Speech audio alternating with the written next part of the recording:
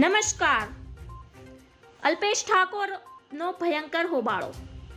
વિધાનસભામાં ભાજપ અને કોંગ્રેસના ઠાકોર ધારાસભ્યો વચ્ચે આક્ષેપબાજી થઈ હતી. બે ઠાકોર ધારાસભ્યો દ્વારા એકબીજા પર આરોપો મૂકવામાં આવ્યા હતા. ભાજપના ધારાસભ્ય અલ્પેશ ઠાકોરે ગેનીબેન ઠાકોર પર બુટલેગર સાથે સાંઠગાંઠના આક્ષેપ લગાવ્યા હતા, તો બીજી તરફ કોંગ્રેસના ધારાસભ્ય ગેનીબેન ઠાકોરે અલ્પેશ ઠાકોર પર કોઈનો તોડ કર્યો હોવાનો આક્ષેપ લગાવ્યો હતો. આખરે વિધાનસભા અધ્યક્ષે બંનેને અટકાવીને મામલો શાંત પાડ્યો હતો. આ સાથે ગૃહમાં એવી ક્ષણો પણ જોવા મળી જેમાં સમસ્ત ગૃહમાં હાસ્યનું મોજું ફરી વળ્યું હતું. ગૃહ વિભાગની માંગણી દરમિયાન ભાજપના ધારાસભ્ય અલ્પેશ ઠાકોરે ગૃહ રાજ્ય મંત્રીનું નામ બોલવામાં લોચો માર્યો હતો.